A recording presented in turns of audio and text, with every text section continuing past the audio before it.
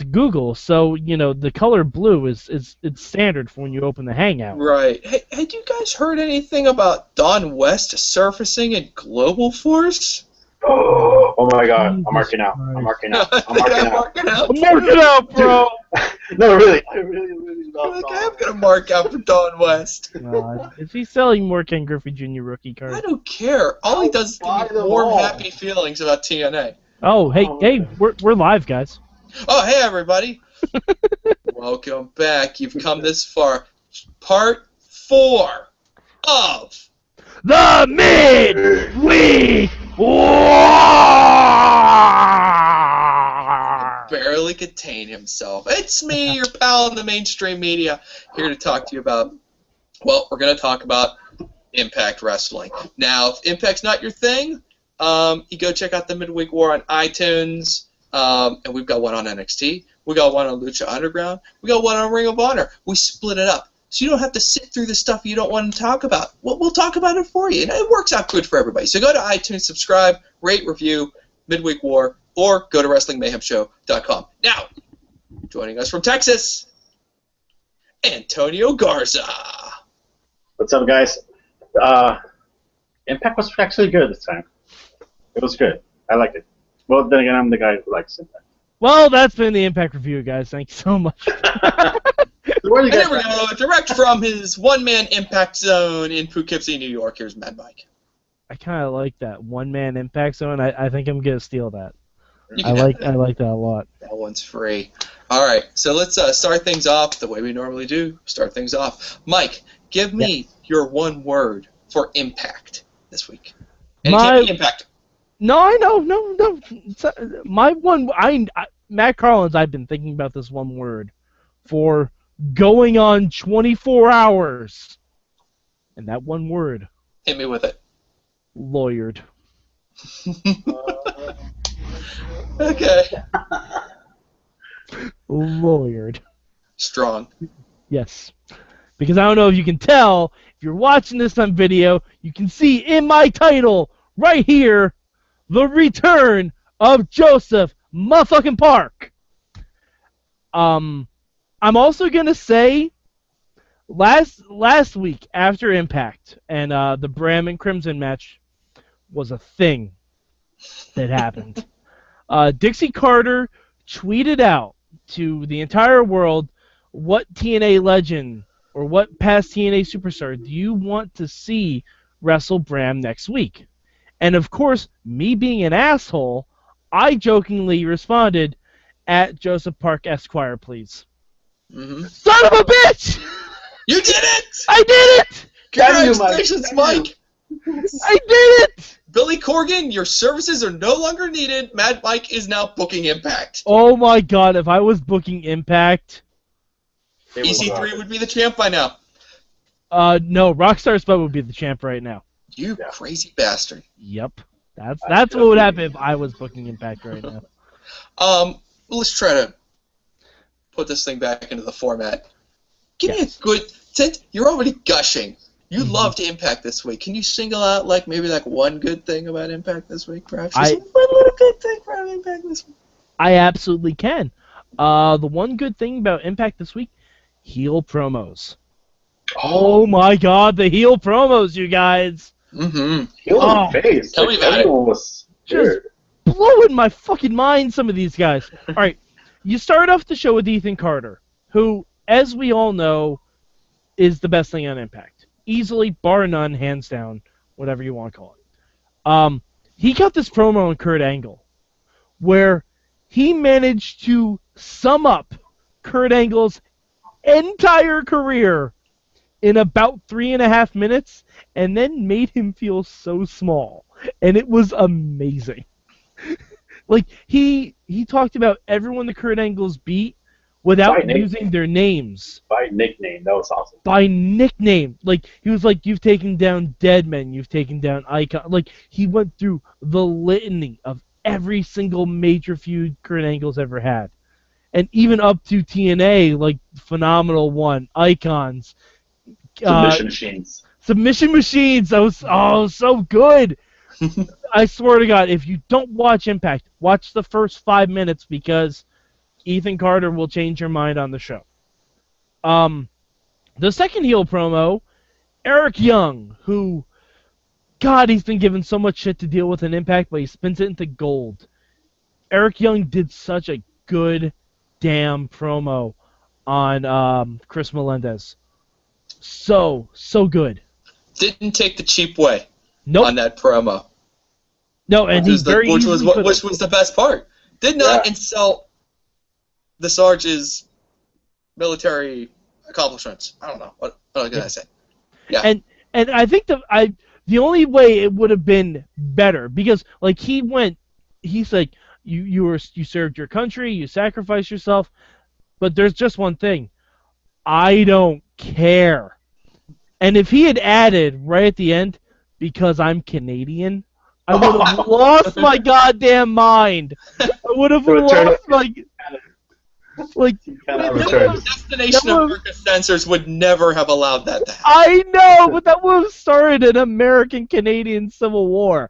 It would have been fantastic. I don't know how that works, but okay. Keep going with it.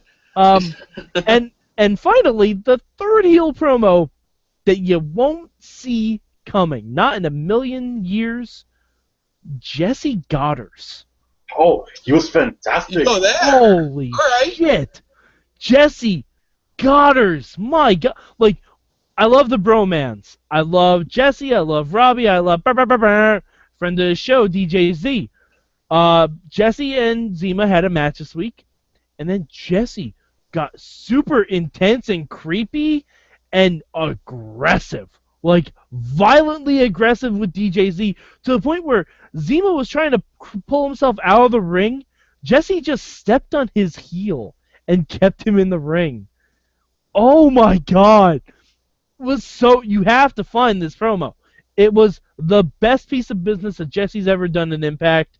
If this is the way his character is going, it's amazing. I don't know whose idea it was. I'm guessing it was his. Whoever's responsible for it gets a big gold star from Mad Mike, because that was awesome. And then Robbie coming in to save the day made it even better. There, you heard it here first. Gold star for Billy Corgan. Good job, buddy. The promo from Jesse was so good that at some point I was like, I don't want Robbie to come in just so Jesse can walk away with that promo and keep that heat. Cause it was amazing. And his submission, he made a Boston Crab loop so vicious. Mm-hmm. What's it called? The Adonis Crab? Yeah, I think they called it the Adonis Crab. Something like that, yeah. And he made it look vicious, and Pope and Josh are like, look at his veins! His veins are popping out! I'm like, damn. He kind of reminded me of like Big Papa Pump in late WCW mode. Yeah. Which is not a bad thing at all. Nope. No, Jesse was fantastic. And to add to what Mike was saying, I personally thought that Magnus's promo was good, and Taryn Terrell's thing that she did during the bet segment was good too. So promo work was like top notch this show. All right, you guys haven't mentioned the Cowboy James Storm yet. There's a reason. Well, come on then. Come with it. Are we going to do a bad thing now? We might be doing the bad thing now. All right. Well, actually, no. The bad thing is not Cowboy James Storm related. Damn right. The bad thing is logic in TNA. This is a small point, but it's a point. So Bobby Roode comes out to talk to the Wolves, and Austin Aries isn't available to wrestle tonight. He's still injured. He had a long match the week before, because the Wolves wanted match 4. So Bobby Roode says, "Well, all right, if you want a singles match instead, how about whoever wins gets to pick the stipulation?" And Eddie Edwards said, "I don't care. You can have whatever stipulation you want. I just want to kick your ass." Thus, giving Bobby Roode the right to name a stipulation. Now, because there's no governing body in TNA, everyone just glosses over this point. Because then they have a one-on-one match where, surprise, Austin Aries is there, and the Wolves win, or Eddie Edwards wins. So they declare Full Metal Mayhem. Which, in a fourth match, you're going Full Metal Mayhem? Really? Hey, match Can't 5. wait to see what they got planned for number Yeah. 5. I'm actually hoping if there they is go a number 5. No, oh, that's true. No, If there is one, I'm hoping that for match number 5, they're gonna go with an Iron Team match. see, you guys are thinking there's gonna be a match 5. I don't think there is. You know why? And I'm gonna give you a very specific reason. Remember when they showed us the video of Jeff Hardy, flying over that hill, but you couldn't really see it was Jeff Hardy, and he magically got a broken leg, and then all of a sudden TNA just canceled their trip to China? Yeah, I don't think that was real. I don't think any of it was real. And I think we're going to get the Hardys at Destination X going against the Wolves, who will have won their belts. You mean Slammiversary? Sure, whatever their fake pay-per-view is at this point. Their pay-per-view is actually on Destination America on July 1st, I think. Yeah, bell to bell, whatever the fuck that means. They still have never clarified what bell to bell means. Because if there's matches from bell to bell. But there isn't. You know what? There isn't, because then there'd be no promos. You know what's a bell to bell match?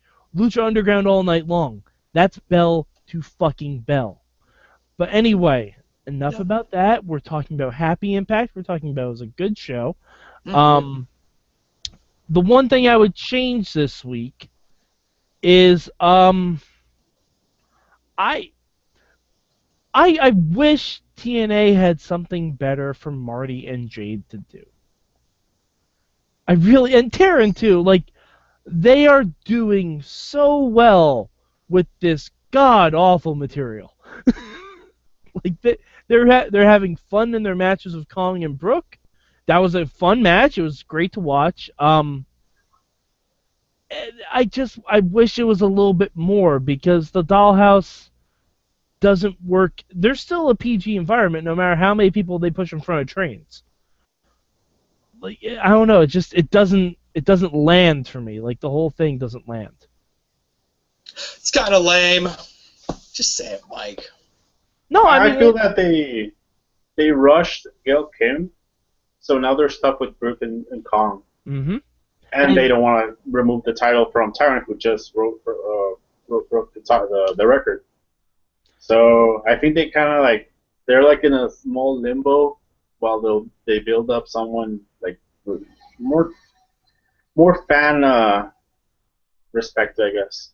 Speaking of that, did you guys happen to notice that there was a little a promo? Yeah, a vignette for someone. Do we know who that is? Do you guys have any guesses? I do not know. My first guess when I saw the nails is it's going to be Velvet's guy. Really? Ooh. That's what I thought. But Velvet's already showing up, so I want to believe that they're bringing in someone new.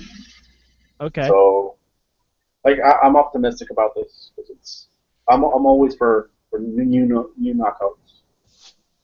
All right, Matt, who did you think it was? I can't even wait for a guess. I'm really sorry, Mike. I'm really distracted by the fact that you will not talk about the Cowboy James Storm and him cutting a promo with a baby stroller. Mm-hmm. This dude is awesome. Yeah, there's a reason I'm avoiding that. This isn't Game of Thrones. You don't need to threaten to kill people's kids. Well, it was a fake kid. It's all mind games. Okay, you know what? I actually want to bring this out, because but all right. All right, here's what I want to say. Here's what I want to say. Just let me say my one thing right here. Yes. All right. When the Cowboy started to do this thing with the Revolution, right? The sentiment that I got from a lot of people was that they were ripping off Bray Wyatt. Mm-hmm. Who do you prefer right now? James Storm. James Storm. I don't know. He's doing a lot more with a lot less. I'm just saying. Threatening children this week, Matt. I know. Okay. It's okay. Psychological warfare. It was great. James Storm is Bray Wyatt done right. He's Bray Wyatt cranked all the way the frick up, man. Yeah. All right. If you're gonna do it, you do it all the way. If you're gonna be evil, be super evil. But he's not, because the baby wasn't in there. He's playing mind games, Mike. No, if you're saying go evil all the way, you have to go full on Stannis Baratheon and fucking burn a child. Spoiler alert. Mickey James in front of a train. What more do you want from this man? No, I mean, James Storm's. I mean, maybe he couldn't steal the kid. I mean, why would the kid be there to start out? Well, because Mickey was home attending to injuries, so Magnus had to bring his child to work. And plus, who doesn't love bringing their kids to a carnival? I can see that. But all right, and the segment was fine. I do have one overarching question though. If you're TNA security, keep in mind, not James Storm security, not like Manic and Sonata holding back Magnus. If you're security and you see James Storm threatening to push a baby carriage off the ramp, you go stop the guy pushing a baby carriage. One of you goes to do that. I would have recreated that scene from The Untouchables, and I would have rolled the baby carriage down the ramp, and we would have gone into slow motion, and then people would have thrown themselves at it. That would be awesome. See, that's much better. That's much better, because then if they let Magnus go, you can have Storm push the baby carriage down the ramp. Magnus obviously has to stop the baby carriage, so James Storm gets away. That's a much better way of doing it. That's a much better way of doing it. I'm glad we got all these feelings out. Yes. I'm glad we got to put this I still have something that I need to bring that I didn't like. And I know Mike is super hyped about Joseph Park coming back, but I still remember that Joseph Park and Abyss are the same person. I still remember that segment where he and Matt to reveal Joseph Park. I really hope that someone brings it up at some point. All right. I'm gonna say this. I heard this on our podcast. It makes all the sense in the world to me. TNA exists inside a TARDIS. Because of they tape things at different times, they have pay-per-views before TV shows, they are stuck in a time vortex. So I'm assuming they plucked Joseph Park at some point before the Abyss reveal, but after he lost his teeth. There has to be some kind of happy medium in there. And as much as I did like Joseph Park, it wasn't really Joseph Park. It wasn't the Joseph Park that we took and accepted with our heart emojis and our hugs. Because he wasn't wearing a tracksuit. He did have the pulled out teeth. Mm-hmm. He readily used weapons really quickly as opposed to backing away from them. Now, if we got to a point in that match where Bram busted Joseph Park open and we saw Abyss come out again, that would have been okay, as much as I never want to see a Bram versus Abyss again. That would have been fine in that context. But I don't know. I was trying to think of this as I was watching this match. Who else can Bram fight that they can bring in? Because he's bringing in past guys from TNA. And next week is a live show, so there are no spoilers for this. Unfortunately, there's a whole EV 2.0 membership they can bring. Oh no. Oh no. Which no, you're right. Which works perfectly for hardcore Bram. Oh god. I punch camera guys Bram. That Friday night on the Ring of Honor pay-per-view, they pan the crowd, and Bram is sitting in the crowd, and he's like, well, I was looking for all TNA guys, and oh my god, they're all here. So, well, not all of them. Not all of them. One guy's in Florida doing a thing. He can go visit his wife, and oh hey, Joe's here. So we just want Bram as a traveling companion looking for old TNA wrestlers? That'd be awesome. That'd be pretty cool. Yeah, Rhino's there too. And Bram randomly goes to a minor league baseball game expecting to see baseball and hey, wait, what are these neon green ropes doing here? That's weird. Why does this ring have 6 seconds? Anyway, but only one angle. I forgot to stop. I forgot to start the stopwatch. I have no idea how long this podcast is going. I know. We try to keep these at a reasonable length for everybody. We're good. I feel like it's time to go. I feel like we're getting close to the go home. Mike? Yes. I've got a terrible feeling about this, but where do you rank Impact among the 4 shows on the Midweek War this week? Number 2 for me this week. The promo work was too good. And it would be one thing if it was just EC3 and Eric Young giving their awesome promos like they do. But the Jesse Godderz thing, I think, was so unexpected to me and so well done that I want to give them credit for that. I want to give them credit for doing something different. So they're number 2 for me this week. Garza? They're actually number 2 for me, too. Promo work was good. The matches, the Eddie Edwards and the Lashley match were good. Actually, the Knockouts match was pretty good, too. Mm-hmm. So, yeah, number 2, definitely. Oh. Everything was You know good. what? I want to, before I tell you guys this, I just want to salute Impact for not embarrassing itself since it's moved to Wednesday nights. It's hung in there real good. But look, it was a highly competitive week. I had it number 4 this week.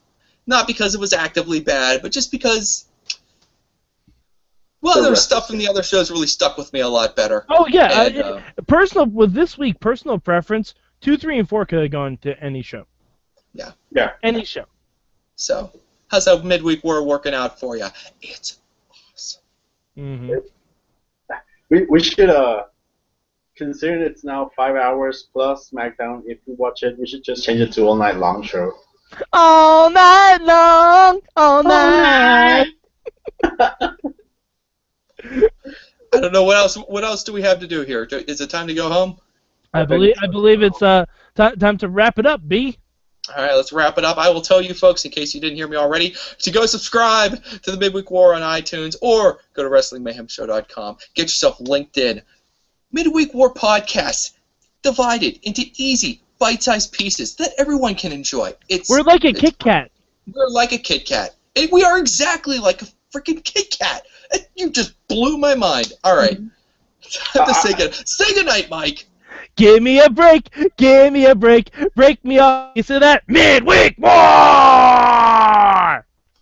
All night long.